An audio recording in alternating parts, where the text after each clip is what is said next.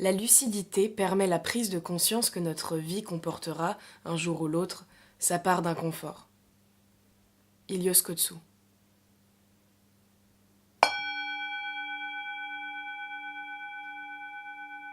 Parmi les inconforts que nous pouvons rencontrer dans nos vies figure la colère.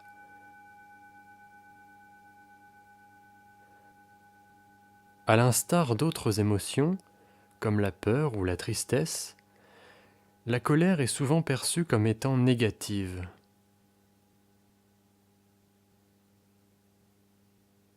Néanmoins, elle nous est utile, puisqu'elle nous apprend que nous sommes contrariés, irrités par quelque chose.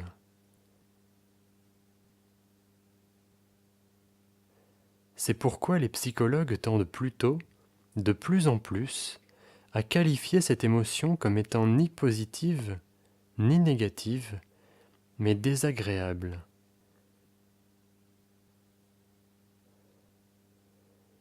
Si nous sommes actuellement en colère, c'est parfait, du moins pour cet exercice de méditation. Sinon, essayons de nous remémorer un événement qui nous a mis en colère, dernièrement ou non.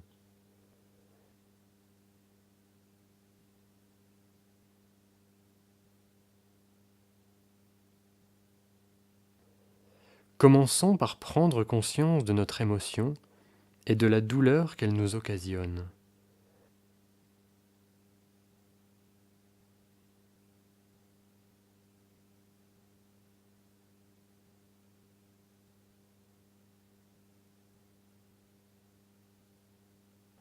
Comme le prétend le moine bouddhiste Matthieu Ricard, si nous prenons conscience de notre colère, alors la partie de notre esprit qui est consciente n'est plus en colère.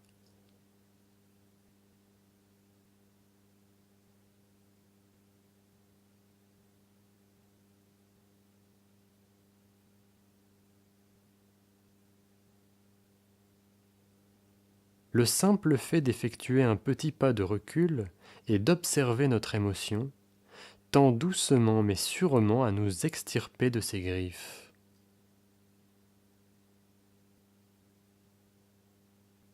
En conséquence, efforçons-nous de ressentir les endroits où se manifeste notre colère. Dans notre ventre, qui se noue,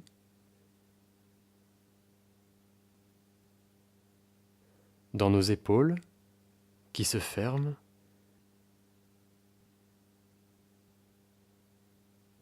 ou dans notre respiration, qui s'accélère.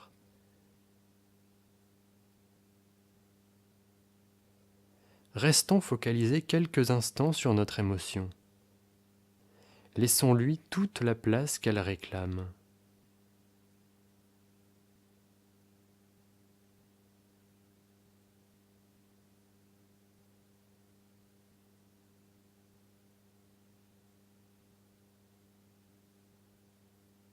Puis, tranquillement, portons également notre attention sur notre souffle.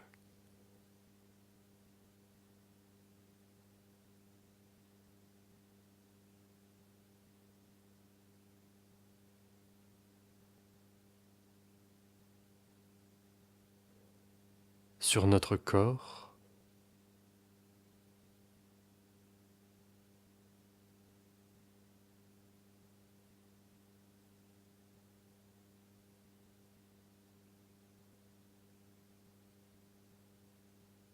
et sur tous les sons qui nous environnent et qui parviennent à nos oreilles.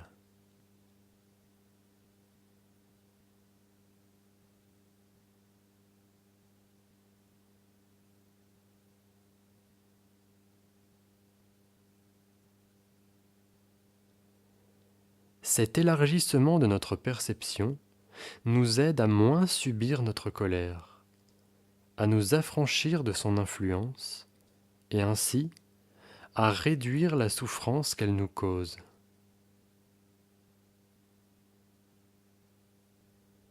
Certes, elle occupe toujours une place importante dans notre esprit, mais elle n'est plus seule. et quelles que soient les causes qui ont généré notre rage, cette dernière s'estompe peu à peu.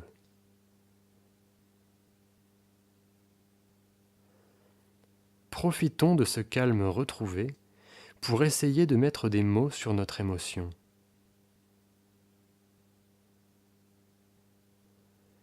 Qu'est-ce qui a suscité notre colère ?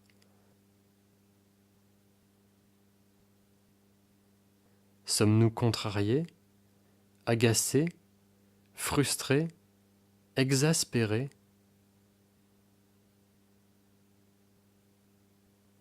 Contrairement à ce que nous croyons, en particulier lorsque nous sommes énervés, il peut s'avérer salvateur de définir les raisons précises de notre état, de les identifier en les nommant.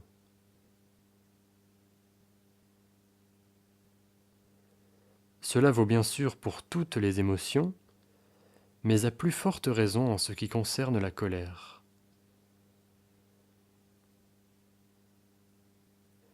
Prendre le temps de définir nos émotions est l'un des piliers de la communication non violente.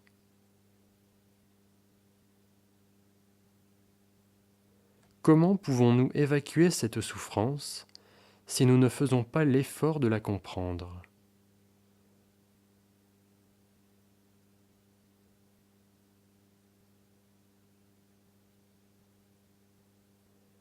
Une fois que nous avons parfaitement identifié notre émotion, cherchons les raisons qui l'ont fait émerger dans notre esprit.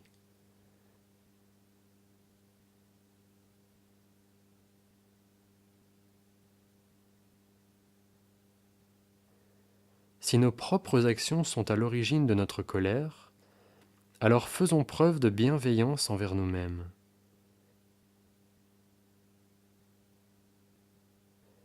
Nous pouvons nous en vouloir autant que nous le voudrons, cela ne changera rien. Promettons-nous simplement de faire mieux la prochaine fois.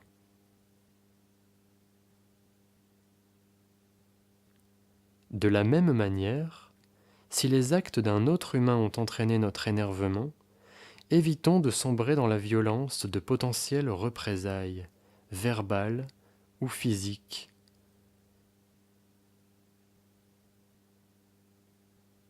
La rage nous empêche ponctuellement de nous montrer bienveillants, car nous sommes obnubilés par elle.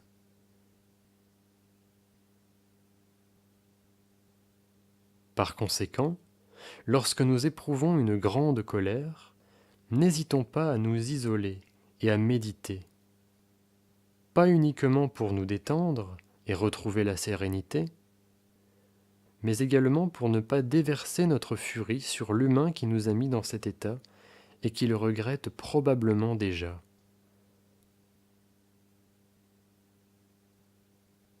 Puis, en toute bienveillance, exprimons-lui ensuite notre colère, sans pour autant nous montrer violents.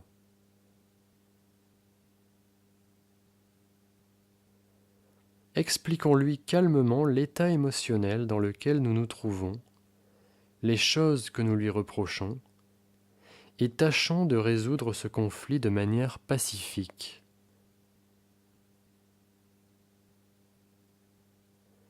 Car œuvrer pour la paix restera en toutes circonstances le meilleur moyen de dissiper notre colère.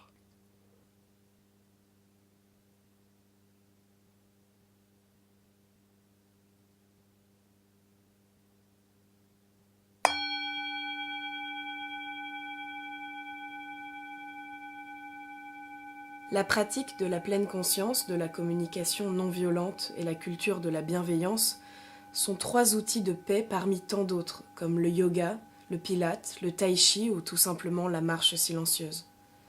Ils permettent de développer une hygiène de conscience, une douche psychique, aussi régulière et évidente que notre hygiène et notre douche physique. Petit à petit, ces pratiques permettent de jardiner un état de paix et de force intérieure qui se révèle contagieux.